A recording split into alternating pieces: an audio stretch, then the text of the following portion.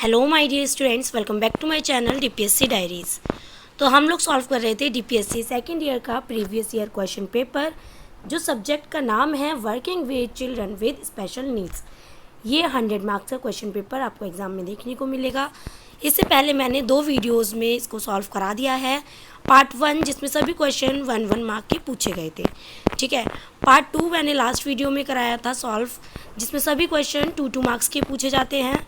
Now अब हम solve करेंगे पार्ट 3, ठीक है। अब हम सॉल्व करेंगे पार्ट 3 जिसमें सभी क्वेश्चन 5-5 मार्क्स के होते हैं। सभी क्वेश्चन कितने मार्क्स के होंगे? 5-5 मार्क्स के होंगे। तो क्वेश्चन नंबर 16 से स्टार्ट करते हैं अपनी क्लास और देखते हैं कि क्या क्वेश्चन पूछा है। क्वेश्चन नंबर 16 ये कह रहा है कि explain the concept of special needs in children. क्या बोल रहा है कि आपको एक्सप्लेन करना है कॉन्सेप्ट स्पेशल नीड्स का, जो चिल्ड्रन होते हैं उनका, कि मतलब क्या है ये कॉन्सेप्ट बताना है आपको, एक्सप्लेन करना है स्पेशल नीड्स के बारे में। Explain any 3 early signs in children with special needs. जैसे कि अभी मैंने ऊपर ही एक क्वेश्चन कराया था स्पेशल नीड्स वाले बच्चे के अंदर ऐसे कौन से आपको 2 साइन, उसमें 2 साइन पूछे थे क्योंकि वो 2 नंबर का क्वेश्चन था। इसमें आपको कॉन्सेप्ट भी पूछा है कि स्पेशल नीड्स का कॉन्सेप्ट बताना है आपको चिल्ड्रन के बारे में, ठीक है। और एक्सप्लेन करने हैं 3 अर्ली साइंस जो बच्चे को देखकर पता चले कि स्पेशल नीड्स वाला बच्चा है ये। तो आइए इसका आंसर है चिल्ड्रन विद, पहले आप इंट्रो देंगे थोड़ा कि स्पेशल नीड्स क्या है। Children with special needs are those who require extra care, support और special teaching methods because of physical, mental, emotional, sensory और लर्निंग डिफ़िकल्टीज़। अब इसमें बोला है कि जो एक बच्चा होता है स्पेशल नीड्स वाला, उसको एक्स्ट्रा केयर की ज़रूरत होती है, सपोर्ट की ज़रूरत होती है और स्पेशल टीचिंग मेथड्स की ज़रूरत होती है। बिकॉज ऑफ, क्योंकि फिज़िकल, मेंटल, इमोशनल, बच्चे का शारीरिक और मानसिक, और इमोशनल यानी कि इमोशनल और सेंसरी लर्निंग डिफ़िकल्टीज़ ना हो। जैसे बच्चे को अगर आपको ऐसी कोई डिफ़िकल्टीज़ नज़र आती है तो वो स्पेशल नीड्स वाला बच्चा है, ठीक है। नेक्स्ट है इसका 3 अर्ली साइंस। कौन से 3 अर्ली साइन हैं जिससे पता चलता है कि बच्चा स्पेशल नीड्स वाला है और उसको एक्स्ट्रा केयर की ज़रूरत है। Delay in speech and language development, ठीक है। जब बच्चा स्पीच नहीं कर पाएगा यानी बोल नहीं पाएगा, सुनने में, बोलने में, जितना ही लेट बच्चा बोलता है उतनी उसकी लैंग्वेज डेवलपमेंट नहीं हो पाती है, ठीक है। एक तो ये साइन हो गया कि बच्चा डिले स्पीच करेगा। दूसरा है डिफ़िकल्टी इन वॉकिंग और मोटर कोऑर्डिनेशन। डिफ़िकल्टी होगी बच्चे को चलने में और मोटर कोऑर्डिनेशन बिठाने में, ठीक है। एक तो ये हो गया मोटर कोऑर्डिनेशन यानी कि हमारी ग्रॉस मोटर, फाइन मोटर, और इनसे हमारा रिलेटेड हो गया, ठीक है। बच्चे को डिफ़िकल्टी होगी कोऑर्डिनेशन में। पुअर अटेंशन स्पैन ऑफ और डिफ़िकल्टी लर्निंग बेसिक स्किल्स। बच्चे की पुअर अटेंशन होगी, ठीक है, और डिफ़िकल्टी होगी लर्निंग में। बच्चे की बेसिक स्किल्स क्या होंगी? डिफ़िकल्टी होगी, बच्चे को हर एक चीज़ में डिफ़िकल्टी फेस करनी पड़ेगी। बच्चे की स्पीच नहीं होगी, डिले स्पीच होना और डिफ़िकल्टी होना, मोटर कोऑर्डिनेशन नहीं बिठा पाता है बच्चा। पुअर अटेंशन होगी, अटेंशन नहीं देगा प्रॉपर, ठीक है। तो लर्निंग में प्रॉब्लम होगी, बच्चे को बेसिक स्किल्स में प्रॉब्लम होगी। ये होते हैं स्पेशल नीड्स वाले बच्चे जिनको ज़रूरत होती है एक्स्ट्रा केयर की। एक्सप्लेनेशन यही है इसकी कि early identification helps provide timely support and better development.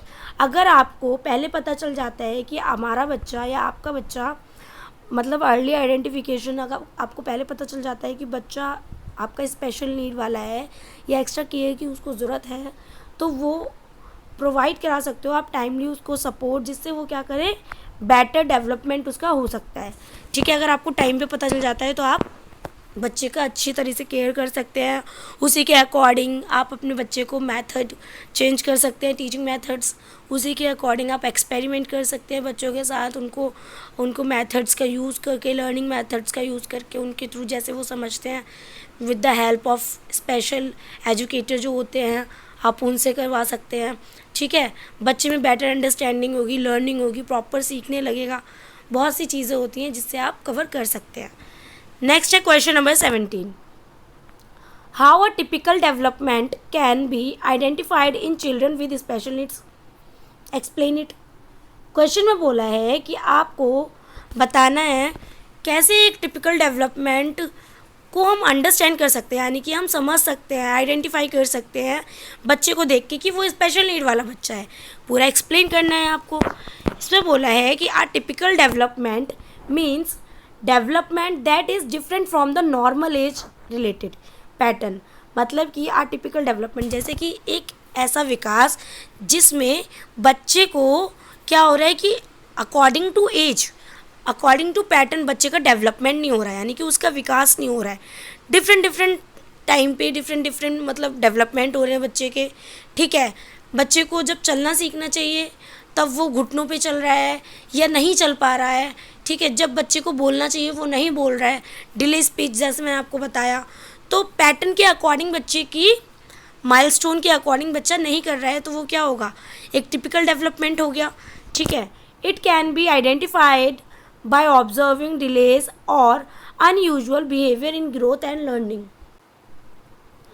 तो इसमें यही बोला है कि इससे अगर जब आप आइडेंटिफाई कर लेंगे, बच्चे को ऑब्जर्व करेंगे, देखेंगे कि बच्चा डिले हो रहा है, उसकी हर एक चीज़ बच्चा नहीं लर्निंग कर पा रहा है टाइम पे, एज के अकॉर्डिंग नहीं चल रहा है उसका डेवलपमेंट, तो अनयूजुअली बिहेवियर और ग्रोथ बच्चे की क्या होगी, लर्निंग पे इफेक्ट करेगी, बच्चे को अफेक्ट करेगी। तो आपको क्या करना है, उसकी बच्चे का बिहेवियर देखना है, उसकी ग्रोथ देखनी है, जिससे आपको पता चलेगा एक टिपिकल डेवलपमेंट है या फिर नॉर्मल डेवलपमेंट है बच्चे का। अगर नॉर्मल डेवलपमेंट है तो कोई प्रॉब्लम नहीं है, आपको नोटिस करना पड़ेगा, ऑब्जर्व करना पड़ेगा, जिससे हमें पता चलता है कि हमारा बच्चा डिले लर्निंग कर रहा है या डिले स्पीच आ रही है बच्चे में। ठीक है, नेक्स्ट है वेज टू आइडेंटिफाई। आप कैसे आइडेंटिफाई कर सकते हो, कौन कौन से तरीके से आइडेंटिफाई कर सकते हो। तो एक तो ये है कि delay in milestone like sitting, walking, talking. अब ये देखो, जो बेसिक स्किल्स होती हैं, बेसिक चीज़ें होती हैं, बच्चे का डिले होना, माइलस्टोन के अकॉर्डिंग नहीं कर रहा बच्चा, मतलब डेवलपमेंट नहीं हो रहा पैटर्न के अकॉर्डिंग। तो जैसे कि बच्चा बैठना नहीं सीख रहा है, वॉकिंग करना, टॉकिंग करना, बोलना नहीं आ रहा बच्चे को। ठीक है, डिफ़िकल्टी इन सोशल, नेक्स्ट है डिफ़िकल्टी इन सोशल इंटरेक्शन और आई कॉन्टेक्ट। सेकंड बताया है कि आप ऐसे पता कर सकते हो कि बच्चे को डिफ़िकल्टी होती है सोशल इंटरेक्शन करना, यानी कि लोगों के साथ इंटरेक्ट करने में बच्चे को प्रॉब्लम होती है। बच्चे को मतलब एक बच्चा है जो आइसोलेट रह रहा है, अकेला रह रहा है, और आपने किसी के बीच में, भीड़ वाली जगह में, या बच्चे को ऐसे मतलब कहीं भी ऐसे सोशली जो इंटरेक्शन करने वाली जगह होती है, बच्चा वहाँ इंटरेक्ट नहीं कर रहा है। ठीक है, तो उसको प्रॉब्लम हो रही है। एक तो आई कांटेक्ट का, बच्चा आई कांटेक्ट नहीं बिठा पा रहा है, इससे भी आपको पता चलेगा कि बच्चे में प्रॉब्लम है, एक टिपिकल डेवलपमेंट है। ठीक है, बच्चे का प्रॉपर डेवलपमेंट नहीं होगा। नेक्स्ट है रिपीटेटिव बिहेवियर और अनयूजुअल हैबिट्स। ठीक है, एक तो बच्चे का रिपीटेटिव बिहेवियर कि बच्चा किसी चीज़ को रिपीट किए जा रहा है, और अनयूजुअल हैबिट्स, बच्चे की अजीब अजीब हैबिट्स आप जब देखोगे, जब पेरेंट्स टीचर्स साथ में रहते हैं, बच्चे के साथ रहते हैं, टाइम देते हैं, टीचर्स जब 4-5 घंटे देते हैं स्कूल में, तो पता चल जाता है, टीचर नोटिस कर लेते हैं कि हाँ बच्चा थोड़ा अलग है और बच्चों से थोड़ा अलग है। बच्चे की ऐसी होती हैं चीज़ें जिन्हें हमें नोटिस करना होता है, जिससे हमें पता चलता है। जैसे कि यही अभी मैंने आपको बताया कि एक रिपीटेटिव बिहेवियर बच्चे का, कि किसी चीज़ को रिपीट करते जा रहे हो, तो उससे क्या होगा, ये क्या होगा कि टिपिकल डेवलपमेंट है, बच्चे का प्रॉपर डेवलपमेंट नहीं हो रहा है, नॉर्मल डेवलपमेंट नहीं है, वो नॉर्मल बच्चा नहीं है उस हिसाब से।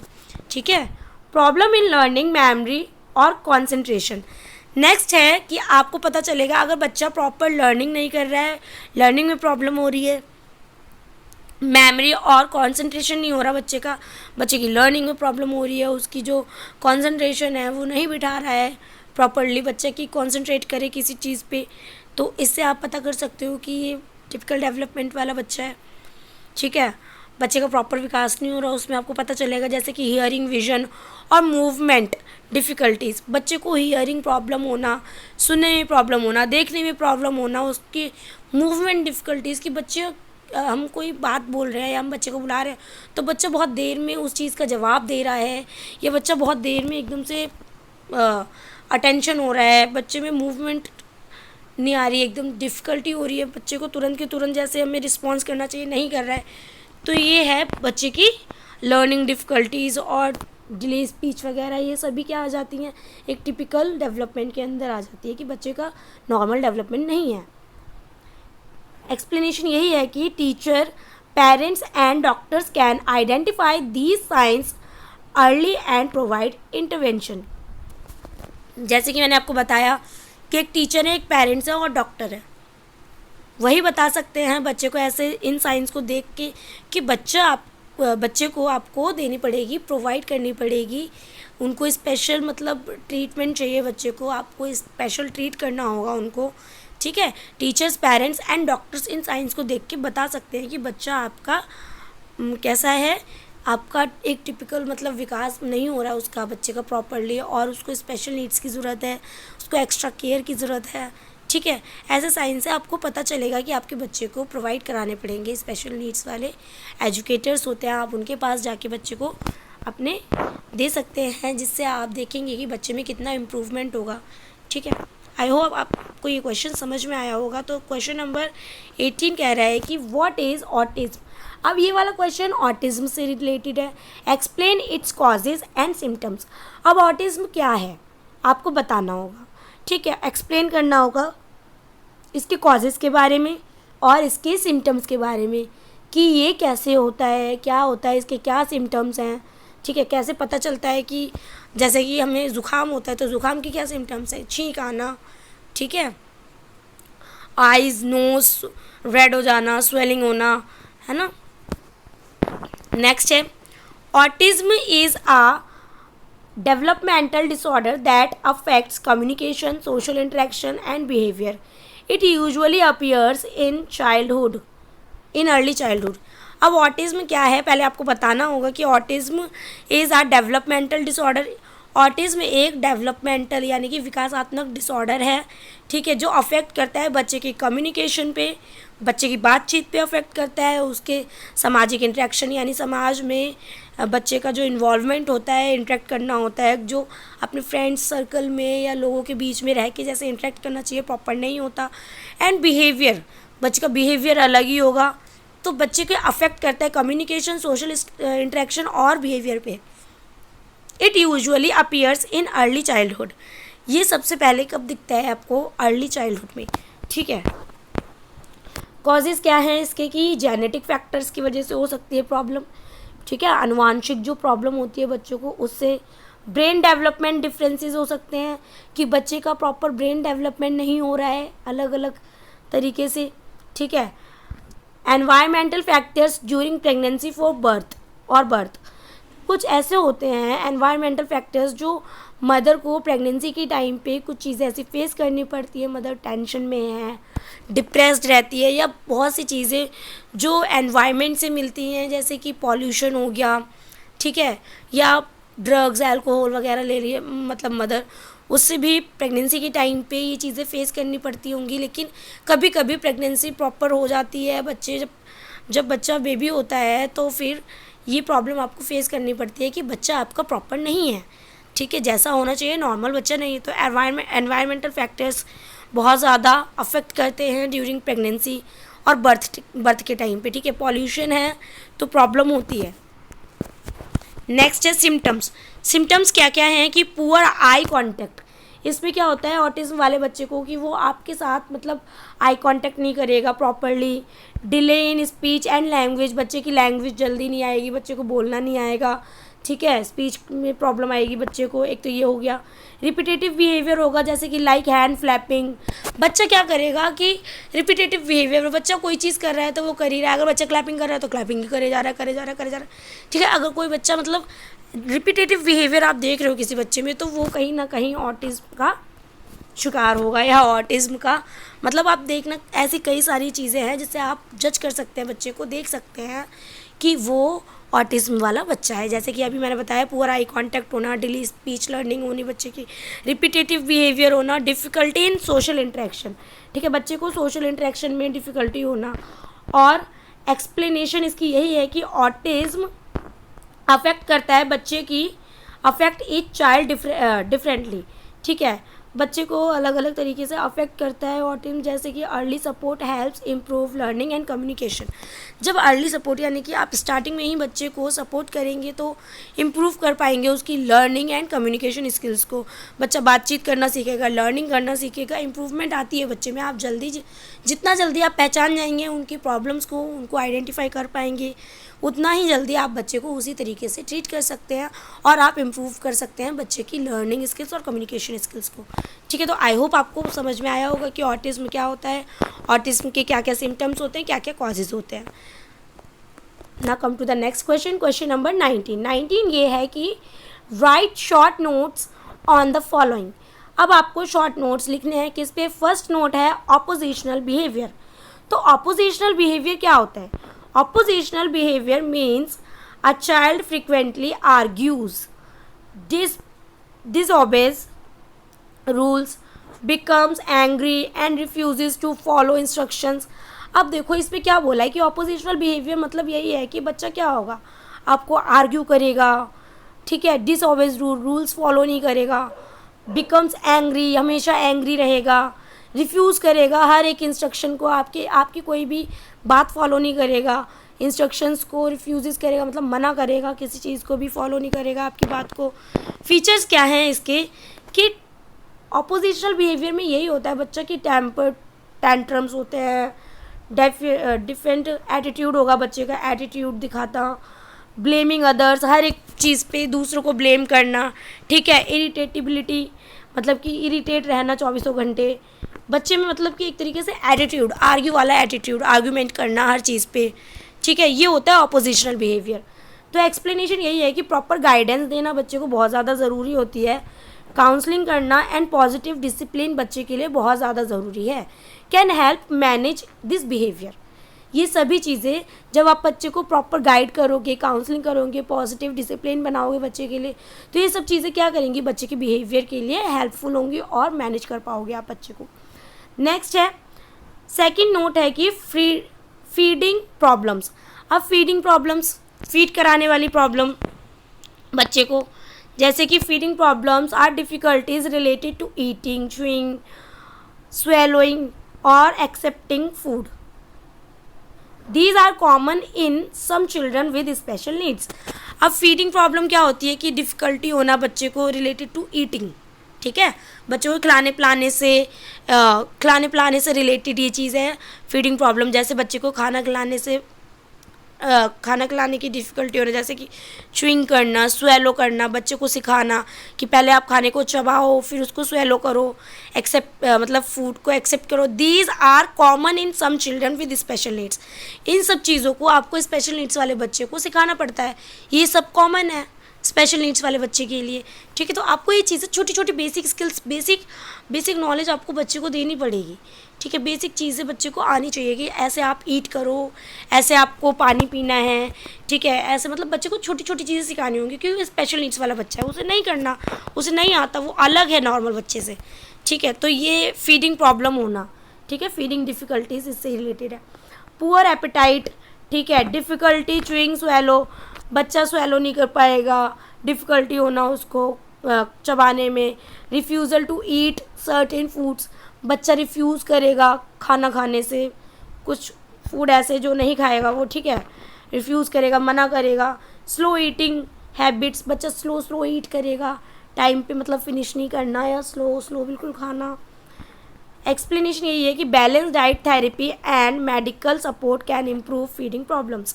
बच्चे की जो बैलेंस डाइट होगी और जो थेरेपी वगैरह होती हैं स्पेशल नीड्स वाले बच्चे की, और जो मेडिकल सपोर्ट मिलता है बच्चे को, उससे क्या होता है, इम्प्रूवमेंट देखने को मिलता है। इससे फीडिंग प्रॉब्लम वाली जो होती है ना, प्रॉब्लम्स फेस करनी पड़ती हैं, उसमें बहुत सी आपको इम्प्रूवमेंट देखने को मिलेगा। बैलेंस डाइट और थेरेपी बच्चे के लिए बहुत ज़्यादा ज़रूरी होती है स्पेशल नीड्स वाले बच्चे को, ठीक है। तो आई होप आपको ये क्वेश्चन समझ में आया होगा कि फीडिंग प्रॉब्लम किससे रिलेटेड है। Now come to the next question, question number 20, what is obesity and malnutrition. तो आपको बताना है कि ओबेसिटी क्या होती है और माल न्यूट्रिशन क्या होता है, ठीक है। How mall nutrition affects cognitive development, यानी कि कैसे अफेक्ट करता है माल न्यूट्रिशन बच्चे के कॉग्निटिव डेवलपमेंट पे, यानी कि दिमाग से रिलेटेड, कॉग्निटिव यानी दिमाग से, संज्ञानात्मक डेवलपमेंट पे कैसे अफेक्ट करता है माल न्यूट्रिशन। अब ओबेसिटी क्या होता है पहले तो आपको ये बताना होगा। Excess body fat due to overeating, low activity और हेल्थ कॉजेज़। अब इसमें क्या होता है कि बॉडी में फैट होगा बहुत ज़्यादा, ठीक है, ओवर ईटिंग होगी, बहुत ज़्यादा खाना खाना, फिर इससे क्या होगा, लो एक्टिविटी, वो एक्टिविटी मतलब प्रॉपरली नहीं, लो एक्टिविटी होना और हेल्थ कॉजेज़ होना, हेल्थ प्रॉब्लम्स होना, ठीक है, बीमारियां होना, ये हो गया ओबेसिटी। नेक्स्ट है malnutrition, lack of proper nutrients in the body due to poor diet. अब माल न्यूट्रिशन किसे कहते हैं कि बच्चे में प्रॉपर न्यूट्रिएंट्स नहीं होना, ठीक है, बच्चे को प्रॉपर पोषण ना मिलना in the body due to poor diet, और बच्चे को प्रॉपर डाइट नहीं मिलना कि फल फ्रूट फाइबर्स या कार्बोहाइड्रेट्स फैट्स सब चीज़ें बच्चे की बॉडी के लिए बहुत ज़्यादा ज़रूरी होती है। तो प्रॉपर न्यूट्रिएंट्स बहुत ज़्यादा ज़रूरी होते हैं, इस वजह से डाइट जो होती है वो बच्चे की अच्छी होनी चाहिए। अगर बच्चे की डाइट अच्छी नहीं है तो बच्चा क्या होगा, कुपोषित रह जाएगा, ठीक है। तो effects of mall nutrition on cognitive development, तो ये क्या होता है, माल न्यूट्रिशन अफेक्ट करता है बच्चे के कॉग्निटिव डेवलपमेंट पे। बच्चा जब ठीक ही नहीं होगा, वीक होगा, अंदर से प्रॉपर अपनी डाइट नहीं लेगा तो क्या होगा, बच्चे का डेवलपमेंट अच्छे से नहीं होगा, उसका कॉग्निटिव डेवलपमेंट भी नहीं होगा और फिज़िकल डेवलपमेंट, हर तरीके से बच्चा कैसा होगा, कमज़ोर होगा, ठीक है। नेक्स्ट है पुअर मेमोरी होगी बच्चे की, लर्निंग प्रॉब्लम भी होगी उसको, फिर लो कंसंट्रेशन, बच्चा कंसंट्रेट नहीं कर पाएगा प्रॉपरली क्लास में, डिले ब्रेन डेवलपमेंट, बच्चे का ब्रेन डेवलपमेंट नहीं होगा प्रॉपरली, स्लो लर्निंग एबिलिटी, बच्चे की लर्निंग एबिलिटी स्लो हो जाएगी, बच्चा लर्न नहीं कर पाएगा प्रॉपर, पुअर स्कूल परफॉर्मेंस हो जाएगी, बच्चे की स्कूल परफॉर्मेंस पुअर हो जाएगी, जैसे कि किसी भी कॉम्पिटिशन में इन्वॉल्व ना होना, पार्टिसिपेट ना करना, तो जो परफॉर्मेंस होगी वो ख़राब होगी, क्लास में जवाब ना देना, ठीक है, इससे भी प्रॉब्लम फेस करनी पड़ती है, जिससे बच्चे की परफॉर्मेंस क्या हो जाती है, ख़राब हो जाती है स्कूल परफॉर्मेंस, ठीक है। Good nutrition is important for healthy brain growth and learning. बच्चे के लिए गुड न्यूट्रिशन, एक अच्छा पोषण वाला खाना बहुत ज़्यादा ज़रूरी होता है बच्चे के ब्रेन को हेल्दी रखने में और उसकी ग्रोथ के लिए, ठीक है, एंड लर्निंग के लिए, बच्चे की लर्निंग के लिए, ग्रोथ के लिए और उसको हेल्दी रखने के लिए, ब्रेन को हेल्दी रखने के लिए बच्चे की प्रॉपर न्यूट्रिशन बहुत ज़्यादा इंपॉर्टेंट होता है। तो आई होप आपको ये क्वेश्चन समझ में आया होगा। वीडियो ज़्यादा लॉन्ग हो जाएगी तो नेक्स्ट क्लास में हम क्वेश्चन नंबर 21 से स्टार्ट करेंगे।